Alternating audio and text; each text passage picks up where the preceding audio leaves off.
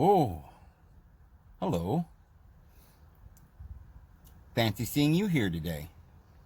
Boy, isn't it a beautiful day? Look at that little sunshine coming down from the sky. Oh my goodness, it's beautiful. Well, here we are. I've been here a year now in this little place called Oklahoma. Oklahoma. I think I got here around March 10th, so I got about 9 days. And I'm going to do sort of a process I'm going to be going through over the next 30, 40 days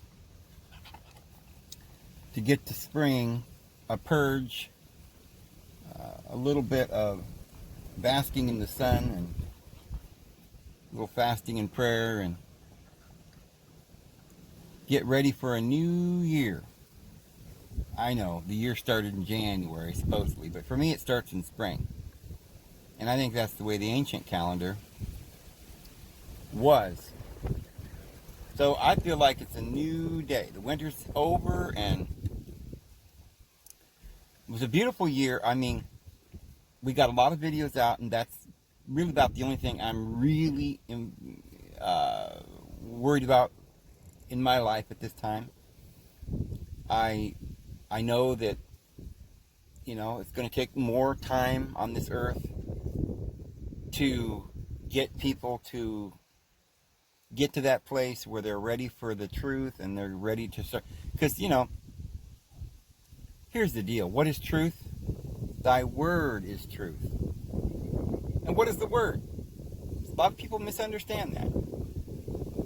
Jesus is the truth. Jesus is the way. Jesus is the word.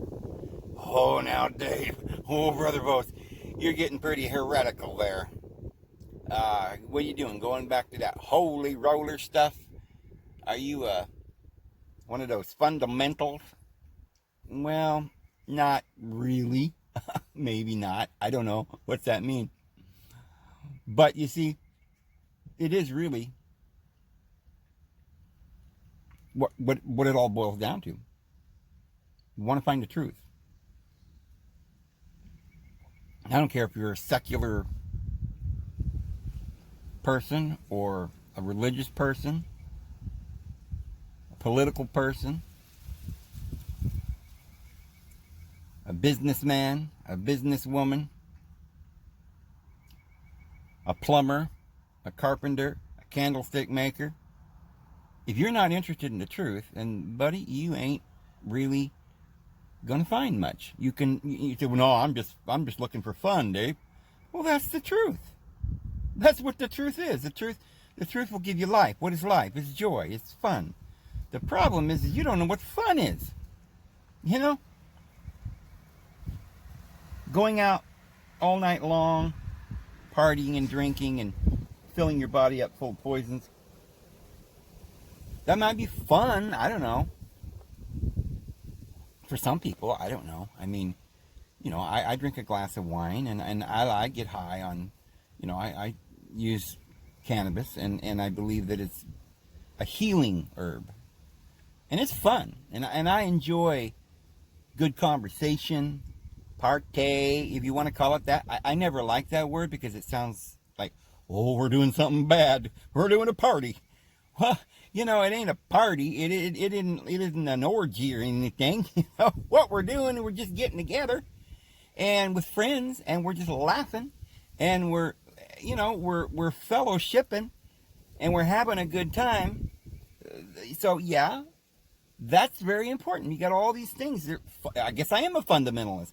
I believe in the fundamentals, and that is good air, good sunshine, grounding, get into the earth, touch the earth, be a part of this world, live it, breathe it, and, enjoy and partake of the sunshine, partake of the herbs, partake of life.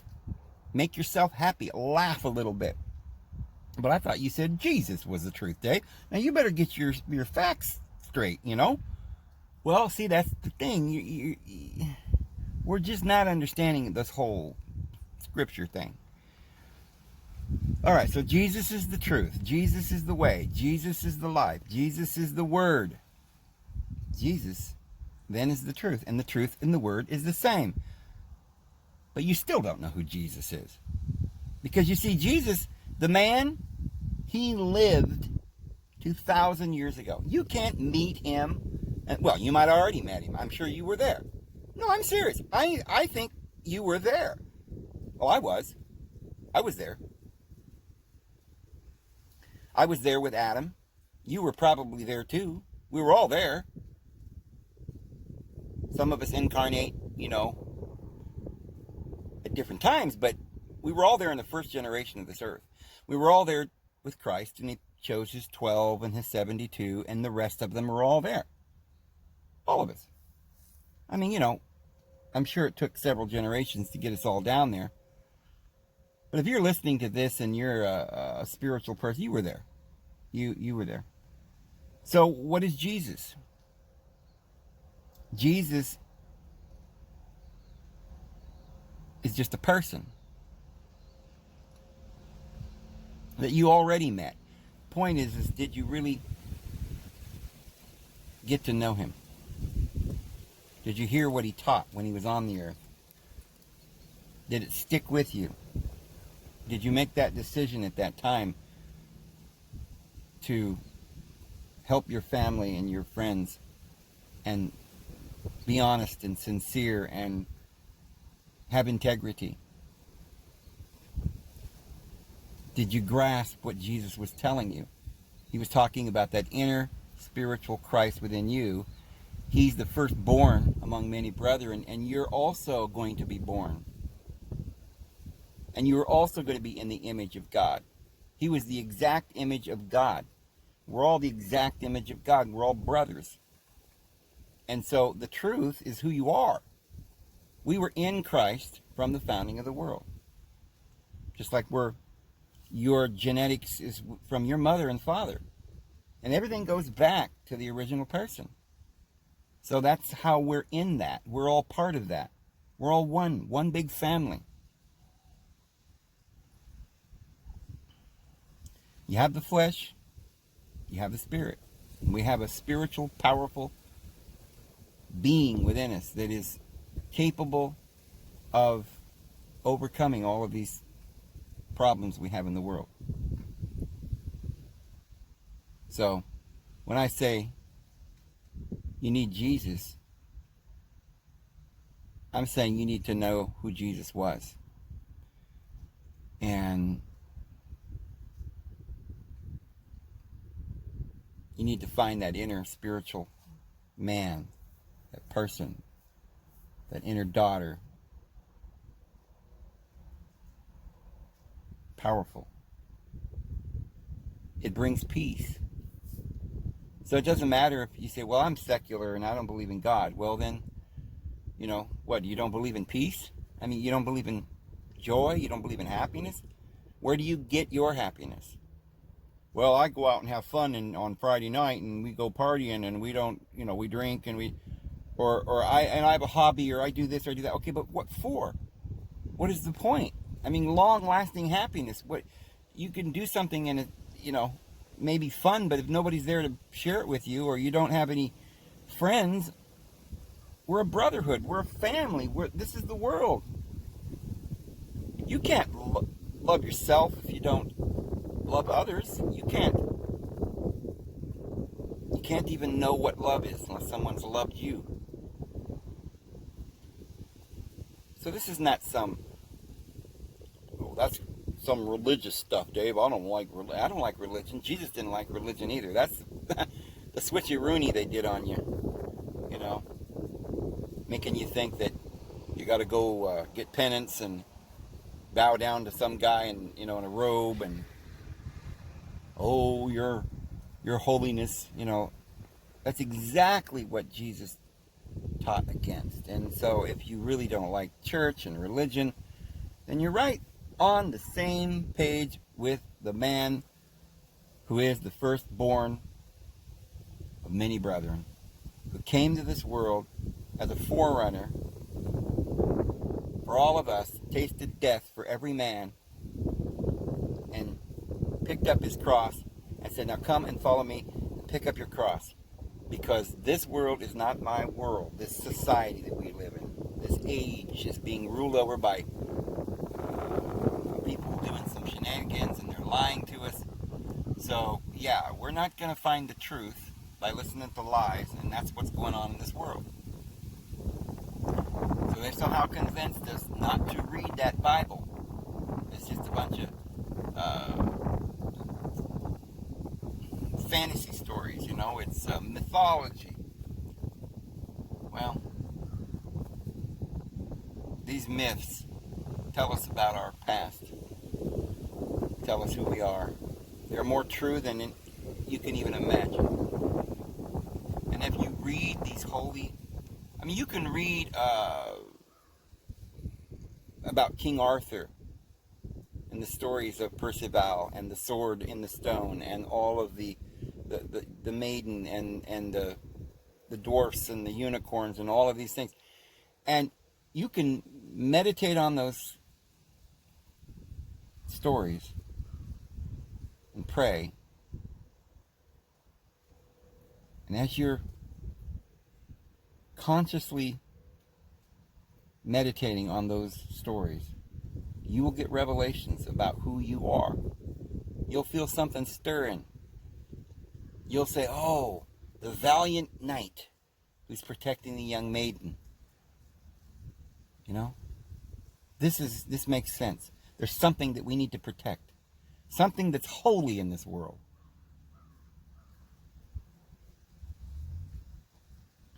You know, the Valdensians, they were the true Christians that came down through Mary Magdalene in the south of France. And through their piety and love, Peter Waldo, however you want to say his name, he was the richest man in the world because he had all the wealth. He was the high king that had received all of the wealth of Egypt and the Middle East, Africa, all the jewels, all the diamonds, all the shipping. They had ships. These were kings. They went out on ships and sailed the world and conquered lands. They were the frontier, the pioneers. They weren't sitting around somewhere in Rome, you know, going, doing sacred ceremonies that they forgot what it was all about, just to have power. Get on your knees. You know, it wasn't any about that at all. These men didn't sit around playing tiddlywinks. They were out as pioneers, conquering the land, pushing the frontier further and further, until they finally came to America. And they found their own brothers here. And right on their tail was the Holy Roman Empire. And yes, the Catholics spread smallpox amongst the Native Americans and stuff like that. But you have to separate that from the Pilgrims, from these people that were fleeing persecution.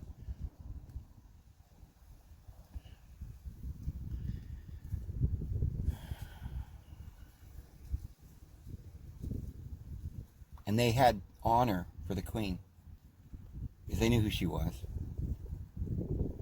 They understood their destiny.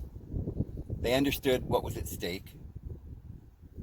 They understood who they were running from, the tyranny.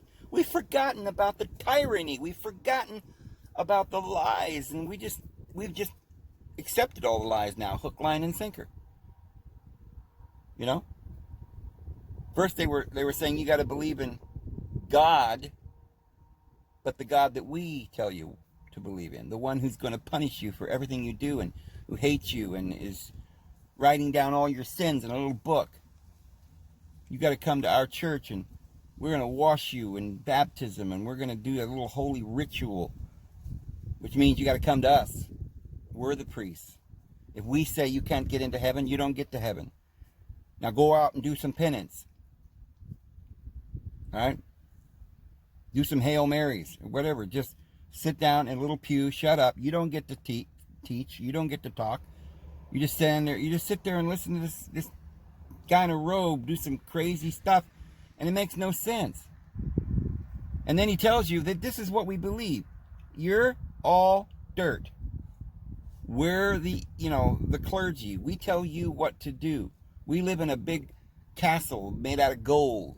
Bring all your gold and all your wealth to the Catholic Church, but don't you have any money? Don't you have any prosperity? Don't you have a smile on your face? Oh, look at that person over there. They're out there having fun. We better go see what they're doing. Probably against the law. Oh, they're running around naked. Who do they think they are? Right? Oh, that woman wants to be free. Amelia Earhart, you can't fly across the ocean. Well, that's blasphemy. That's for men. You sit down and be quiet and put your veil on. And all these people are slaves, and we're going to make them slaves and grow some crops. And what do you think, keeps the economy going? What are you going to try to do? Stifle the economy, Dave? You can't have this freedom. People running around doing what they want, laughing, having fun, partaking of the herbs of the earth. Why, they're not even repentant. Look at them. They don't even think they've done anything wrong. They're all a bunch of heathen. They're born in sin. They're worthless from the moment they popped out of the womb. Unless you come over here and get anointed and get blessed by the priest and do everything he says, you might escape purgatory. Put you down in the dungeon, boy. Well, it was even worse for a lot of other people. There have been whole nations of people that have been lost and beaten and abused for so long. And that's why we ran. That's why the Pilgrims ran. That's why they became strong. And that's why they honored the Queen. And that's why they protected the Holy Grail.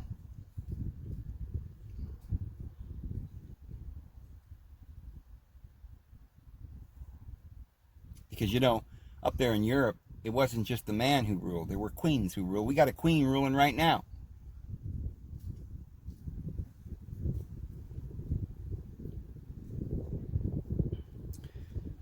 But, I hear some distortions that are beginning to... You put all this information together that we've been digging up, and you start thinking about it, and you say, okay, trying to get this in my mind, Dave. What's really going on here? So,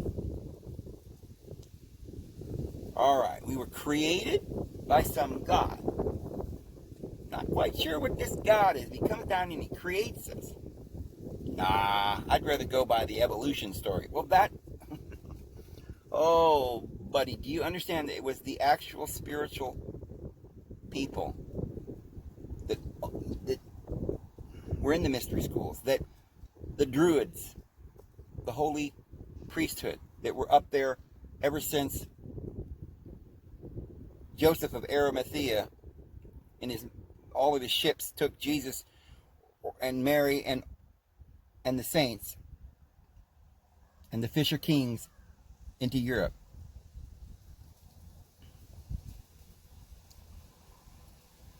And when they went up there to find peace and to build the kingdom of God, to build a community, to be free. But I hear a lot of individuals that are trying to understand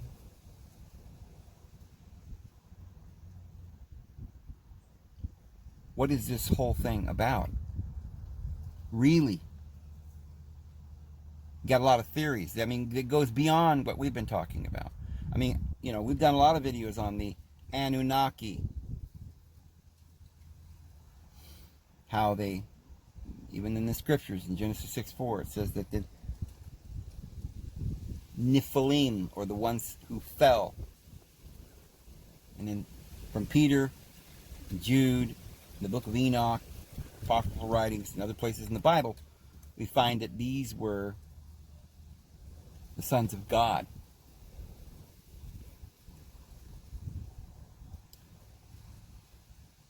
People that weren't even on this earth came down to the earth, some of the angels who fell, and they started messing with us.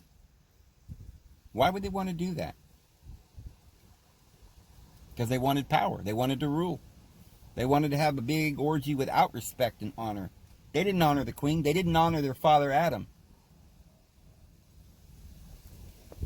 They weren't just laughing. They were making fun. They were mocking.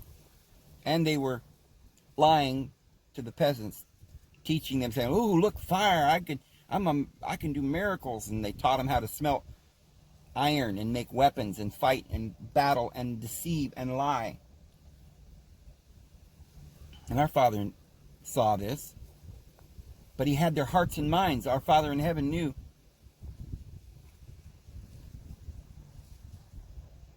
He had to get to our heart. He had to change our heart.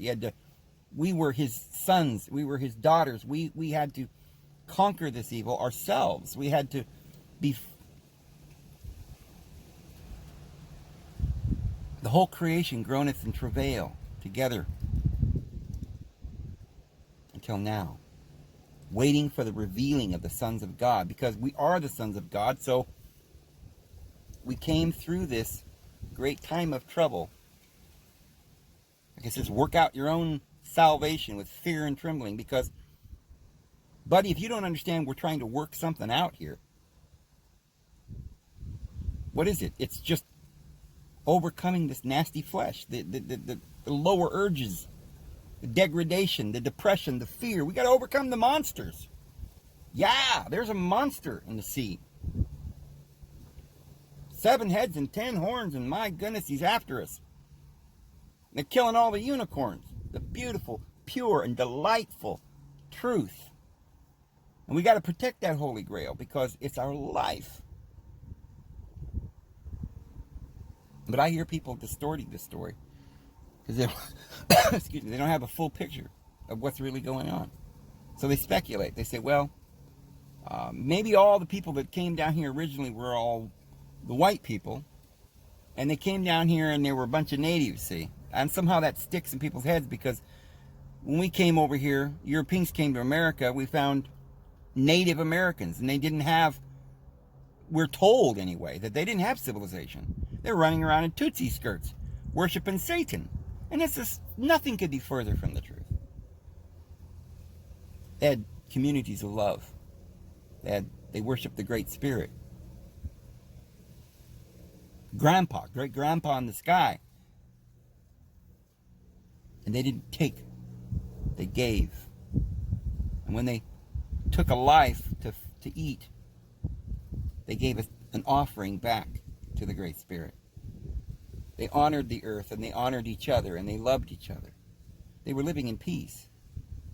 They had a great civilization. There are great pyramids and cities and towns here in America, and there were great cities in Africa, and there were great cities in China, and great civilizations.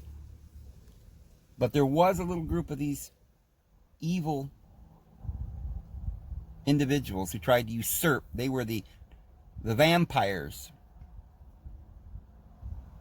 trying to capture the Holy Grail, trying to become king, not so they can achieve glory and reign with Christ for 1,000 years, to help all mankind for the restoration of all things, but they wanted to have that power to destroy us, to rule over us. They didn't want us to have knowledge. They forbade it for us, and they made us slaves. So I see a lot of people that are coming up with ideas in their heads, and there's no proof for what they're saying. The theories get started, and it gets us off. Because, somebody might watch these videos that I'm doing and saying, oh boy, that's beautiful, Dave, the stories. I like hearing stories, right? Let's believe in this wonderful story. Oh, let's believe that there's a green pumpkin man in the sky, and we could just make up. Dave's making stuff up. No, I'm not. I'm going by the Holy Textus Receptus. I'm pointing out how all of this came down to us, where the saints died and lived and breathed, and why they died and lived and breathed, and who they were, and what they're doing it for.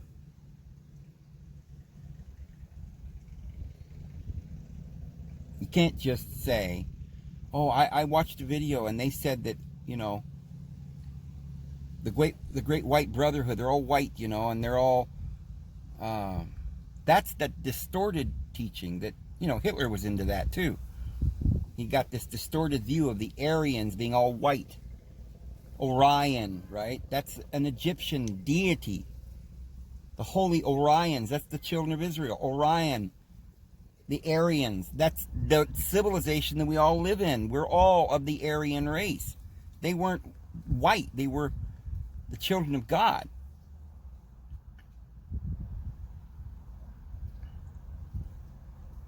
And so these higher orders of beings, the 144,000, they're 12,000 from each tribe. They were the original 144,000 living on the earth with Enoch. They were translated.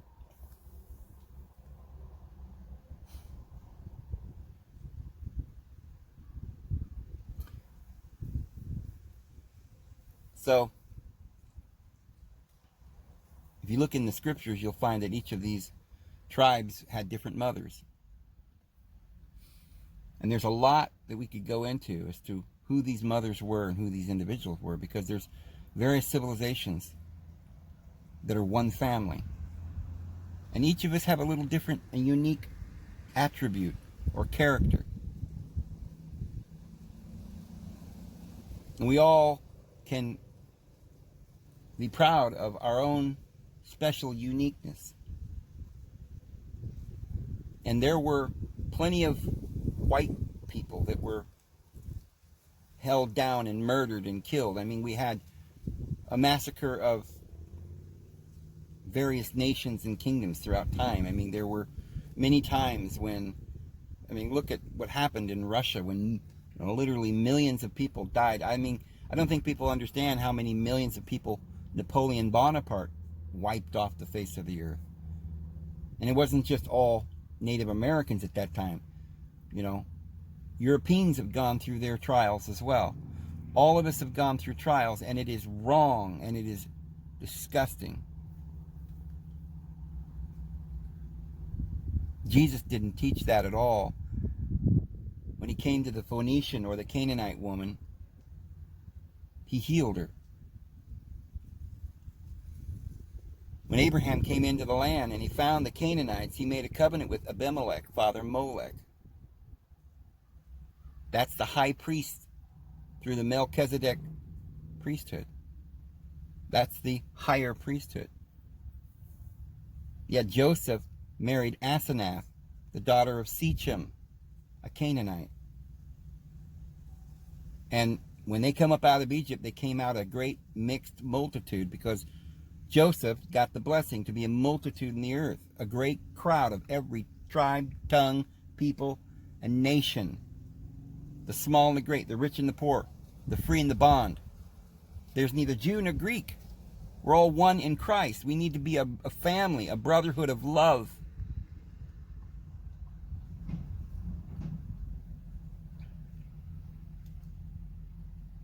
And let the least among you be your sit in the higher seat, and the greatest among you shall be your servants.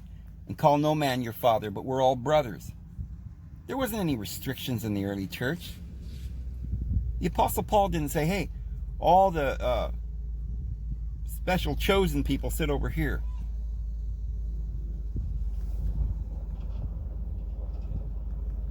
And you peasants, you sit over there. Jesus did exactly the opposite. There were certain ones of his apostles. Each one of these apostles represented one of the nations, one of the 12 tribes. And the rest of the nations, the 72, they all go somewhere in one of these 12 tribes. Jesus convened a grand Sanhedrin of 72, the 72 elders which would be basically the foundation of the government of God for all nations.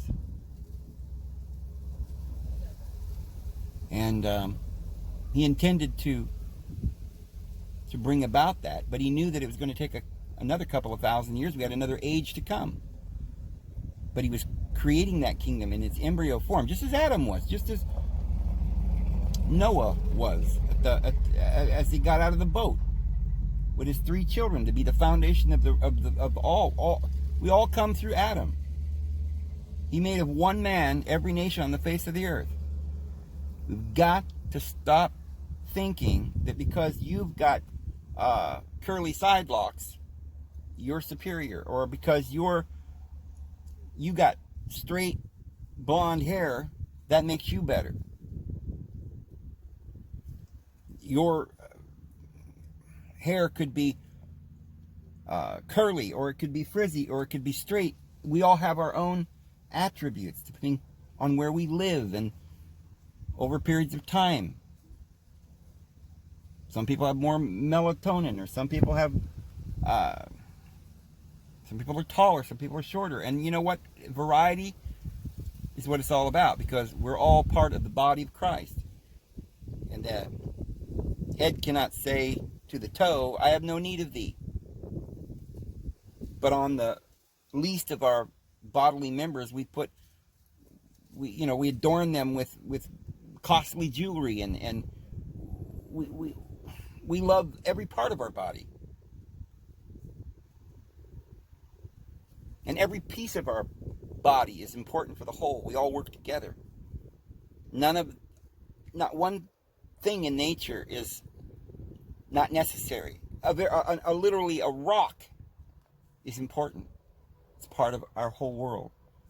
A flower, a butterfly, a little puppy. There's a harmony, and we need to find that harmony and live in peace. So we can't make up stories. That's not what I'm doing by going back through the history and finding out our roots. I'm not trying to find, amazing, unbelievable stories to try and get people to believe in, fantasies. That's not what we need to do. We need to find out that these are not fantasies, but they're teaching us holy truths. And the one thing that you're going to find if you look in the New Testament is that Jesus came from Galilee on the wheel. And he went to the lost sheep of the house of Israel, the 10 lost tribes, the Decapolis. And he preached from city to city. And each of the houses of the wheel he stopped. And to redeem them all.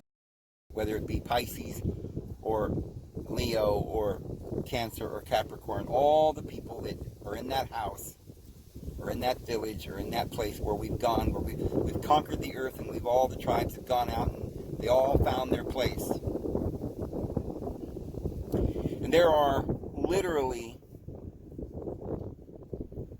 children of Israel in Burma, in India, that still preserve these ancient rites that go back to the original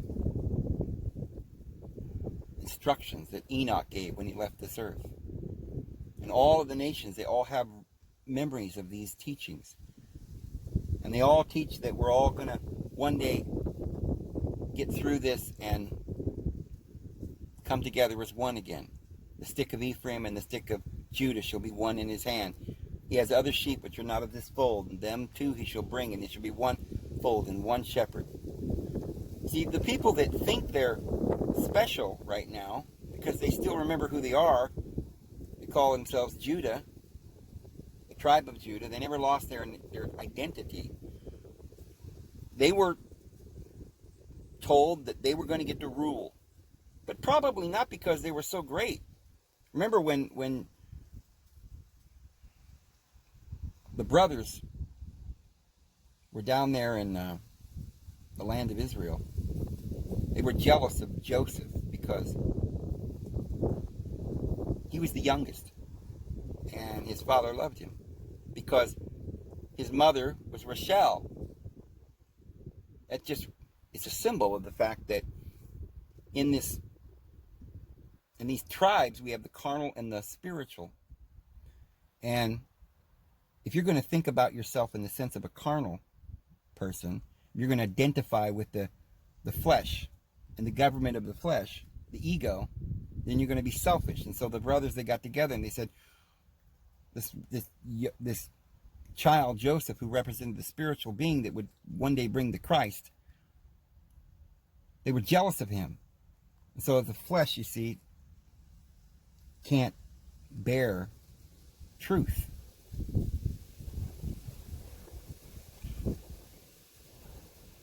It's deceived.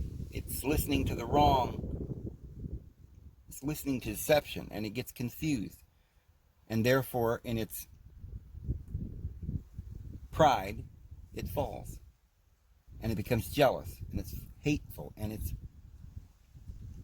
that instinctual, carnivorous nature of the beast. And so these children, these 11 kids, they came up with a plot to get rid of Joseph. Because he had the coat of many colors. He was going to represent mankind in a state of harmony, of all the tribes together that will come out through Joseph. He's going to go into the world like a cake not turned. He's going to be black on one side and white on the other. Joseph, who married Asenath, daughter of Shechem, the Canaanite, that Abraham made the covenant with, that they'd share the well together, that they'd come and have a unity, that all the tribes would serve and worship God together. And they were jealous of him, so they sold him into the hands of the Midianites. Sometimes it says the Ishmaelites, because Ishmael had 12 sons. And that represents this carnal nature. The Apostle Paul says that Hagar, or, who had Ishmael, she represents the Jerusalem that is now. So the Jews now have taken on this carnal 12 tribes nature. They're acting that out. And the Apostle Paul says they've been blinded. And when they read the Torah, it says that they have a veil over their minds because they're taking it literally. They think they're chosen because of their race. They don't understand the point of this whole thing. And many of us sometimes get off in what we start doing the same thing, and we start thinking, oh, I'm special. My lineage is better. God loves me more. God loves everybody equally. We're all his children. So Joseph was sold down into Egypt and became, well, for all practical purposes, they thought maybe all they wanted to do is get rid of him. But it represents that he was sold into this physical world. He went down into this world. And he had to go through a lot of trouble. But he came up out a great mixed multitude to receive the blessings of this earth, the dew of heaven, the bounty of the fruits of the earth, the blessings of happiness and peace and security. God is saying, after we come out of here, yeah, your carnal nature sold you in its ignorance and in its jealousy. It wouldn't let you think straight. It wouldn't let your mind, your spirit be joined. It didn't listen to your spirit. The spirit and the flesh got separated. There was something wrong in your psyche. It made you crazy. That's what this jealousy does. But Paul says that our Father in heaven has put everybody in the same boat. We're all being led like a tutor, by a tutor, a hard taskmaster. We're learning by the things in which we suffer in order to overcome the world. Jesus said, I've overcome the world. Fear not, I've overcome the world. I go my way unto the Father. I'm going to show you the way. Come and follow me.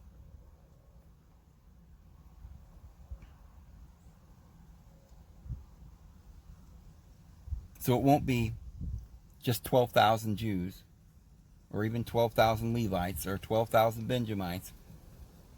It's going to be the saved. It's going to be all of the 12 tribes, 12,000 from each tribe, standing around God's throne, praising God and giving him the glory, singing the song of the Lamb, playing on their 10-string harps, harmonizing this melody, dancing with complete joy. Crying and tears shall be no more. Death shall be no more. For the former things have passed away. All things have become new. For we recognize the Christ. He is risen. The dark night is over. The night is far spent. The day is at hand. Let's go forward to salvation. We're in the dawn's early light. The truth keeps marching on. And we need to understand the point.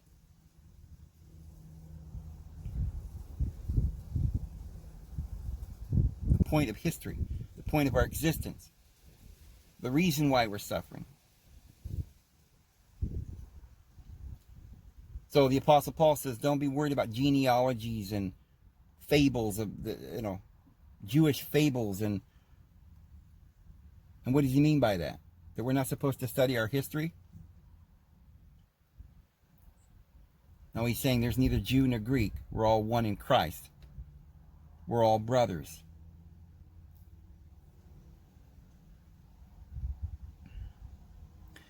So there will come a time when we'll all find out who we are. But what we're going to find out is we're going to find our own talents.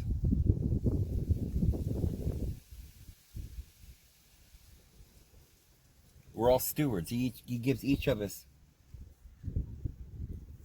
certain talents, and we have to go and use those talents and increase them 100-fold, 30-fold, 60-fold, or 100-fold.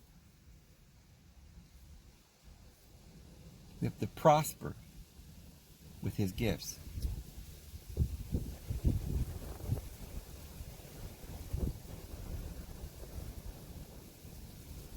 So that's why we're here in America.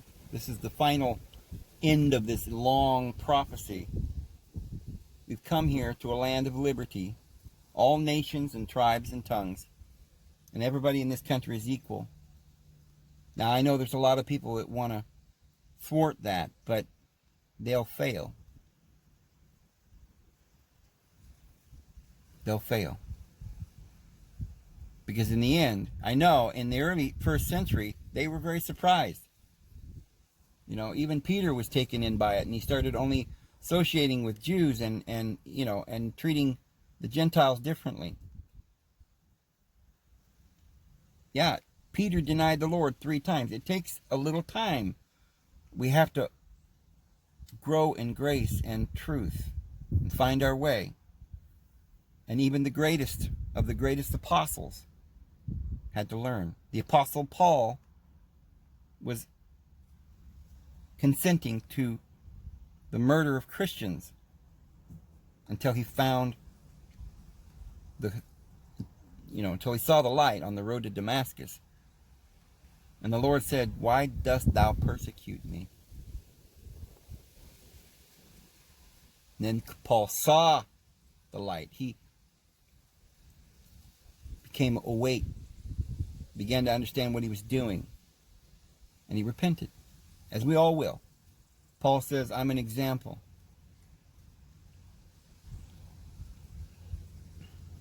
If the Lord can save me, can save anybody. He's going to save everybody. We're all in this together. We all make our mistakes. And there was a certain group of people that never lost their identity, and it was just destined that they would play that part. Judas Iscariot had to betray the Lord. And he said, now go do what thou must. But remember, when they were about to sell Joseph into Egypt, there were some of the other sons, that, a couple of the others that said, hey, why don't we just kill him? They were so jealous, they just wanted to kill Joseph. Well, Judah knew that wouldn't work.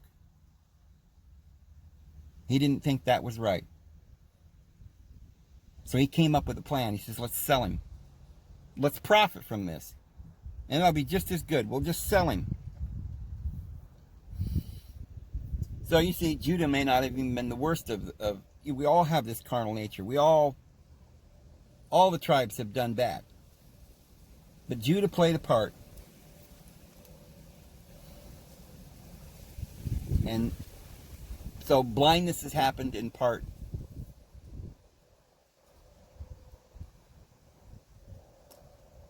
Till the Gentiles be come in, and then all Israel shall be saved. So it's not just a tribe that's blind. It's anyone who is not born again. Anybody going after that old covenant. It just represents the lower part of the wheel that's in the darkness. We all go through the darkness and then we see the light. And we recognize that Christ. These people were playing a part to show us that there's two Israels. There's the lower and that there's the higher. There's the 12 tribes of Ishmael and the 12 tribes of Jacob. And then there's the 12 tribe of Israel. When Jacob finally wrestled with the angel,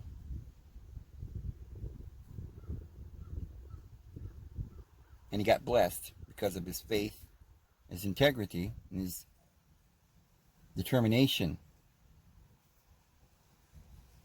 He had to wrestle. He had to overcome this carnal flesh. And then his name was changed to Israel. And that's who we are going to be, all of us, is Israel. We're not going to be the 12 tribes down there in bondage with their children. And we're not going to be selfish and judgmental and stoning women. We're not going to take these laws that are talking about spiritual matters. The weapons of our warfare are not carnal,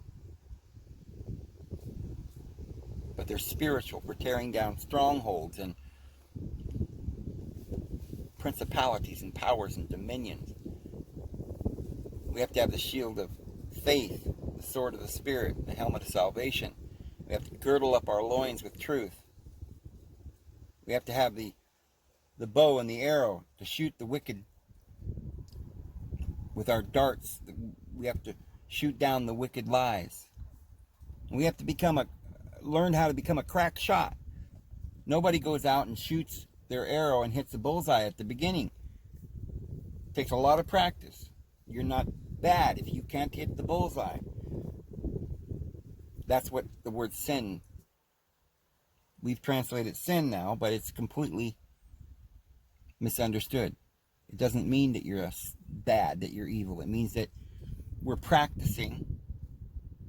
We're going through this world. We're shooting our arrows. We're battling. There's a warfare. And the enemy is not each other. The enemy isn't the Canaanites. The enemy is the lower carnal self that's in ourselves. We're all of Israel. We've got the lower and the higher. We were all drunkards and thieves and liars at one time. And the only way you can achieve this unity is through faith and grace, through love.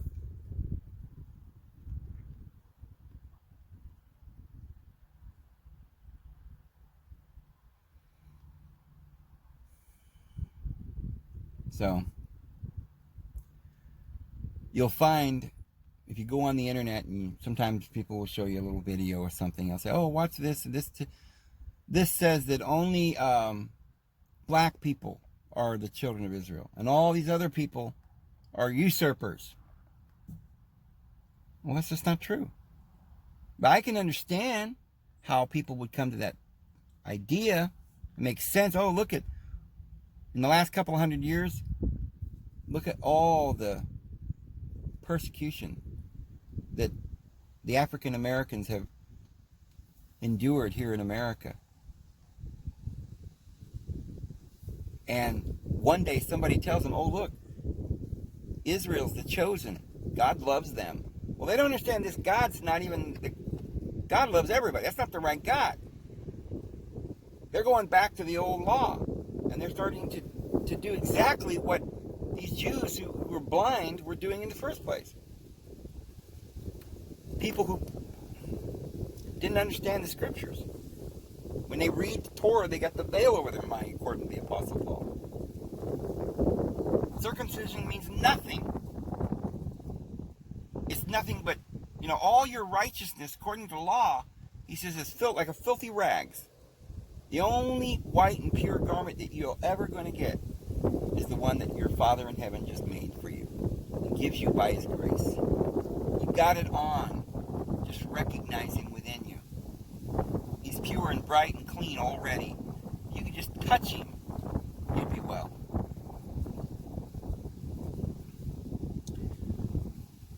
And so, you've got, in the days of Christ, you've got the zealots that misunderstood, and they thought they were going to take back Jerusalem and set up the kingdom of Yahweh on the earth and start up sacrifices again, never understanding any of this. They were blind. They tried to make a vision come true, according to Daniel.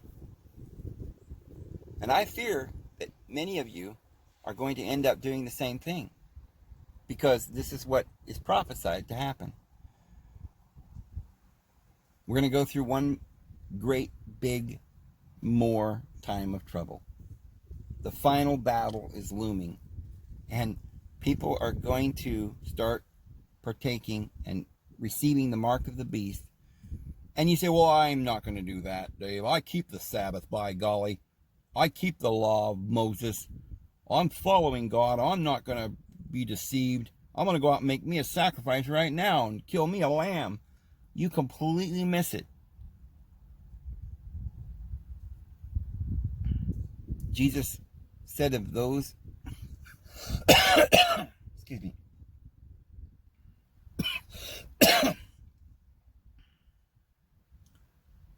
Jesus said of those people,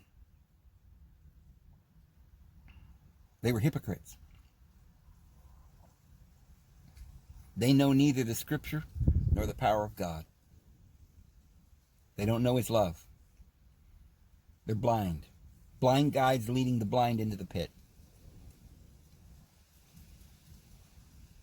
They said, oh, there's some little children that need help, but, they're not even worthy of seeing the great Christ. Make way for the Christ. Move out of the way, you peasants. And Jesus said, what are you doing? These little children, bring them over to me. For such like ones are my followers. Like little children who are willing and innocent and are just willing to come and ask me. All you got to do is ask me. Boldly come and believe. Believe that there is some good in the world, that we can love one another. And somebody came and said, oh, Jesus, I'm not even worthy to come into your presence. I know you're a great man. I'm an important person, and I tell people go and come, and they do what I say. So all you got to do is just say the word, and I'll be healed. And Jesus said, oh, I've never seen so great a faith in all of Israel. And he healed him.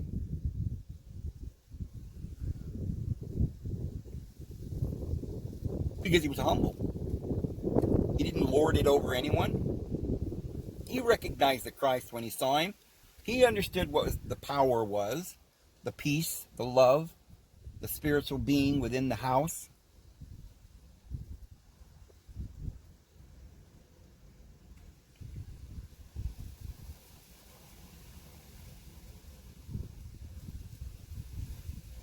We all fulfill both sides of the analogy. Some of the greatest, Peter took his sword out and tried to chop the the centurion's ear off, you know? I mean, hey, that was wrong. Jesus said, don't do that. Jesus told him, get thee behind me, Satan. But yet Peter is an example of what we should be like, because he humbled himself and he corrected himself. And then he began to go out and heal people. Silver and gold have I none, but what I have I give thee. In the name of Jesus Christ, pick up your cot and walk.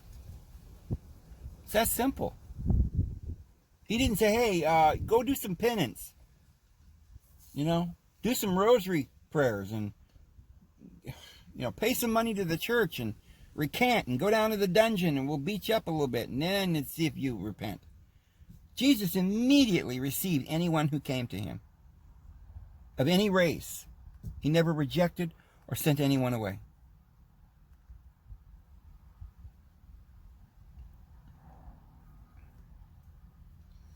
So we're coming down to the last days. And there's going to be some really huge deceptions coming. The Apostle Paul says they would not receive of the love of the truth that they might be saved. It's that simple. And so a strong delusion is sent among them so that they might get to believing a lie. And then they begin to worship the wrong God. What God? This God in the temple declaring himself to be God with his bowls of wrath and his judgments and his curses and he don't forgive nobody. He thinks he's better than everybody. He's got these little chosen ones that, if you're his chosen, right, then you'll go out and murder the rest of the world for him. Put the law on your forehead or in your hand. Keep the Sabbath. Go get literal baptism. Somehow, Jesus said that it doesn't matter the outside of the cup, whether it's clean or not.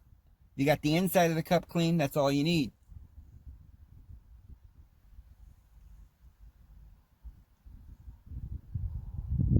Once you have love within you, you don't need a bunch of commandments. You don't need a ceremony. You don't need baptism. You don't need rituals. You don't need a wafer. The Holy Communion is not about a little cake or a wafer and a little, thimble of water or wine or whatever. It's about a holy meal. It's about satisfying our hunger and our spiritual hunger. We come together to do two things: to clothe those who are homeless, to heal the sick, to feed the hungry. And they had love feasts. And you came together to have holy communion with the brethren. And as you commune with one another, where there's 2 or 3 gathered together there I am in their midst. Whatsoever you should do, 2 or 3 agree upon anything. When you gather in my name, and he's not talking about just gathering over here on Sunday sometime, or once in a great while, and go back out in the world. He's talking about gathering together and being together in a holy communion, a brotherhood where we eat and share in intimate brotherhood, calling each other brothers and sisters and love. Once we can learn that we need to love one another and stop, how many times shall I forgive? Well, that's pretty hard to do there. Jesus, you want to forgive everybody.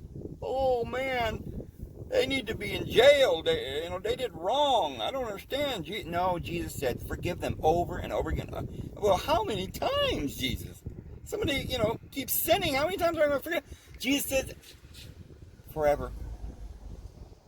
Just as your Father in heaven forgives you every time you make a mistake. You're like a little child that falls down on the road. You get back up, and the Lord comes over there and helps you up. He doesn't start spanking you because you fell down. Oh my goodness, you pulled back the bow and you didn't hit the bullseye. Boy, you're going to go get punished now. Ooh-wee. No. Just laugh and go, oh boy, look at that one. I really missed that one. All right, let me see that. Try it again. Whee! Oh, I got closer this time. Till you become a crack shot. But you see, you got to, in order to hit the bullseye, you got to be calm. No fear, no worries. You have somebody stand over your back on, you better hit the bullseye, boy. You're going to get out. You're going to be worthless if you don't do it. Boy, you ain't no good. Get out of here. Then you start being panicked and fear, and you can't even hit now you can't do anything right because you think everything you're doing's wrong. They're scaring you. Your children, that's not how you teach your children. It should be fun. Just love one another. Everybody. So we're coming down to a time when those who won't receive His grace are going to receive what they insist upon receiving, and that is judgment. Because if you forgive, then ye shall be forgiven. Not like, oh, you didn't forgive anybody, so I'm not forgiving you. God's going to say, no. God will forgive you as soon as you ask. And of course, when you do that, you realize that if you can be forgiven, and He's love, and you're His child, and you're going to be like Him, you're going to try and follow Him, then you're going to forgive people like He forgives. We love because He first loved us. That's it. So the world's going to get tough. There's going to be disease and panic and pandemics and wars and pestilence, and people are going to be scared. That fear. People saying, you're a sinner. You're the reason why all these bad things are happening because you're not doing what we tell you to do. Keep the law. We'll put you in prison. Look at all these people on the street doing drugs. And well, those are the poor, weak, and tired, and depressed. And they're out there dying because you won't go out and love them. So it's going to get to a place where they're going to try and convince the world that we got to crack down, start putting people in jail and murdering people and hating the wicked. And Jesus said, I have come in my Father's name, but when He comes, who comes in His own name, you shall receive Him. They didn't receive Jesus, but they're going to receive. The whole world will receive the Antichrist. And every man, woman, and child shall be deceived, and they'll receive a mark in their right hand or in their forehead. And if you go back to the Old Testament, you'll find the only time anywhere in the Bible where there's a mark on your hand or in your forehead, it's the law of Moses. The judgment, the curses, the bitterness, the God of jealousy, the prison, the executions, the death, the exterminations.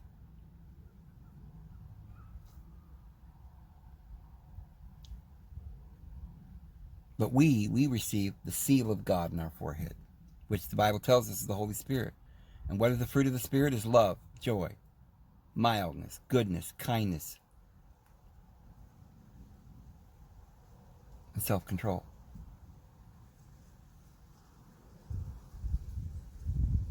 And peace.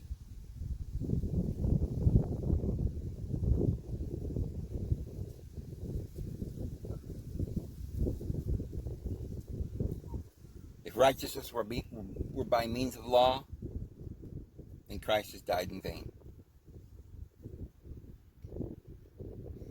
If you do not learn how to love, then your stony heart has rejected the love of God.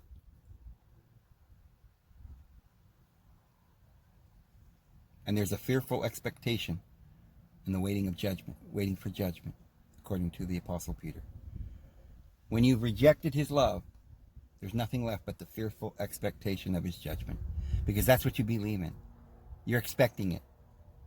And therefore you're putting it out there, reciprocating what you believe. You hate yourself because you know that you're not capable of being perfect. And you're judging others, and therefore what you judge shall be judged back unto you. You're your own judge. Because your Father's already judged. He's already said there is no condemnation in those who walk after Christ. Come all ye who thirst, and drink life's water for free. There's no cost. It's free.